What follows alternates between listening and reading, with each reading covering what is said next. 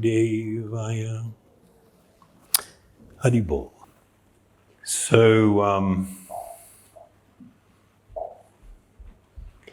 the inspiration for our short talk tonight was something that somebody sent me during the week. Lots of mums here tonight. Big shout out to the mums, our heroes, really. Raising children is one of the most wonderful things that you can do as a human being. And we all learn that in the process of raising children, it's really important that at different times, and of course gently in different ways, they are challenged. Because when they are challenged, they learn and they become increasingly resilient and develop into really, complete and highly sociable personalities. And so it's really important part of growth. And so it is also spiritually. One of the things I discovered very early on was that with my spiritual teachers, I was going to be constantly challenged. My ideas, my things that suppositions and conclusions I had come to may not be either correct or they may not be the best, place to be. And so being challenged was very, very important part of actually anybody's spiritual growth. I have on a number of occasions referenced a BBC documentary that was done probably about 15 years ago, or might be a little bit, about 15 years ago, by a documentarian. His name was Adam Curtis. And the 4-part documentary, which is absolutely extraordinary, it's called The Century of the Self. And it tells the story of the development of a singular idea over the past 100 years. And he states that it is the rise of an idea that has come to dominate our society. It is the belief that satisfaction of individual feelings and desires is our highest priority. And of course, referencing the mums here and having raised children myself, you know that if you live by that philosophy, things would not go very well. One of the characteristics, of being a parent is you have to put aside quite often your own feelings and desires and do what is in the best interest of your children, which is the idea of a greater good for everyone. And so we are at this unfortunate time in history that is leading to massive amounts of angst and anger, where everybody wants their feelings to be foremost in everyone else's minds. So how I feel about something, you must not only acknowledge, you must practically, embrace. And that's sort of like, it's really destroying tolerance and the willingness to embrace the fact that different people are different, they have different perspectives. And so rather than it creating an environment of harmony, it's becoming more disharmonious. And we see this happening everywhere. And so the thing that was sent to me It's actually a little quote from a book by an American theologian. He's meant to be a New Testament scholar and a theologian. And of course, people would ask, so what would be the Vedic perspective or the yogic perspective on the statement that this person has made? Well, my intention is, I'm just going to speak for a few more minutes here. A little later in the week, I'll try to post a more lengthy analysis of this because it's a really important topic, a really important subject. So he begins his quote with, "My feelings are not God. God is God." And that's already like, wow. For a lot of people, that's kind of quite mind-blowing. And while he is speaking from a perspective from Christianity,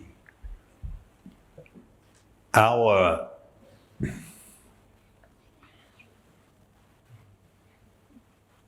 practice of this deeper yoga philosophy, and when I say deeper, I mean deeper than what most people connect with yoga,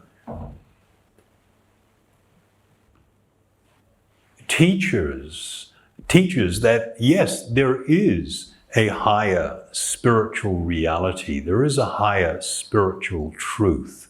It's not you, it's not your mind, and it's not your feelings. And when we go down the path of practically, as he stated in his terminology, my feelings are not God. God is God. And then he goes on to speak about how many times during the day his feelings will be out of sync with this higher truth, this higher reality. And the need for me to be able to seek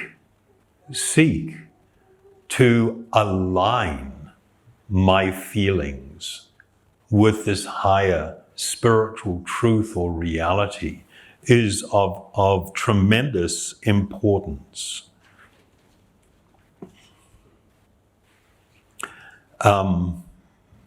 He in this quote, he says, "My feelings are echoes and responses to what my mind perceives." So we've spoken many times, the most liberating thing that you can do in your life is to cultivate the understanding that I am an eternal spiritual being, temporarily residing within this body. The urges and demands of the body, the urges and demands of the mind may not actually be aligned with my deeper spiritual interests and well-being. And to cultivate that understanding is of tremendous importance and significance.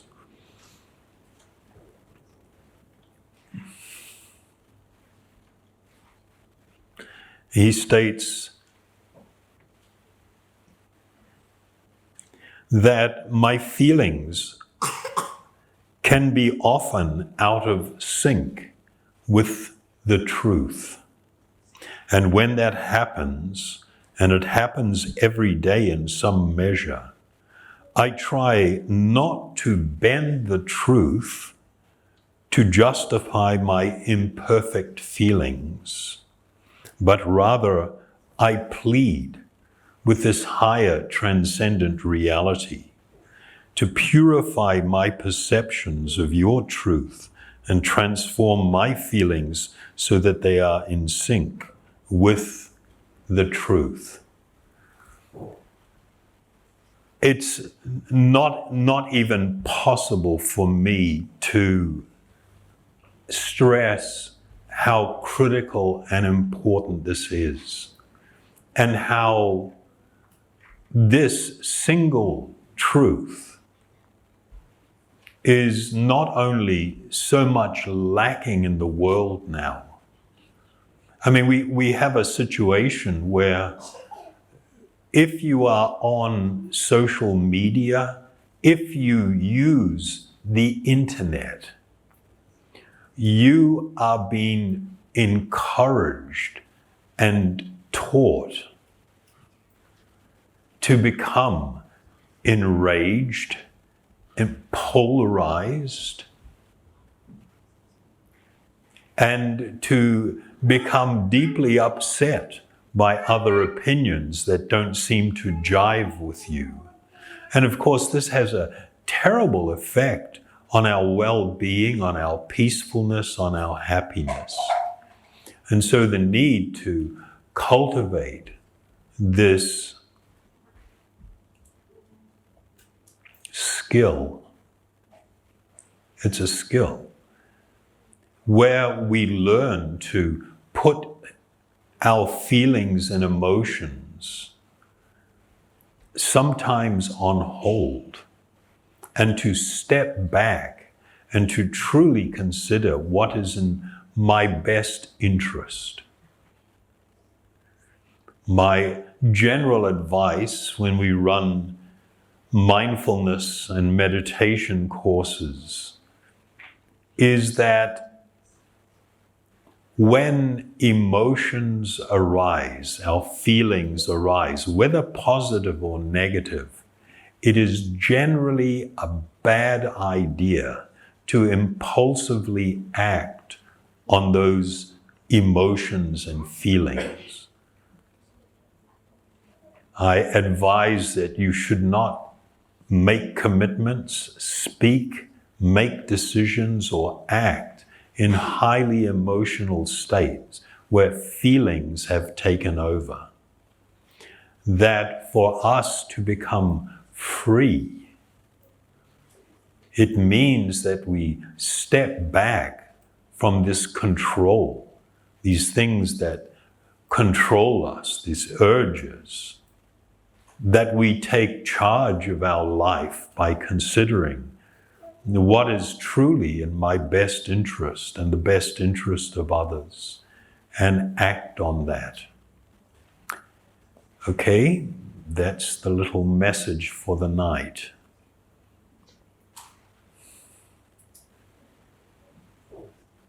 You know, it's not possible to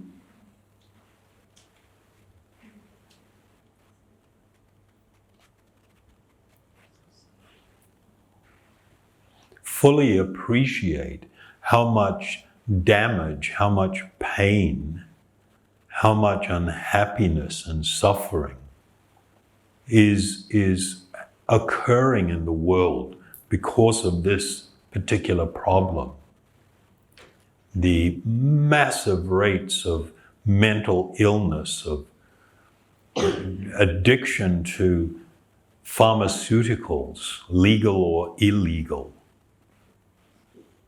the rates of suicide and depression are just skyrocketing.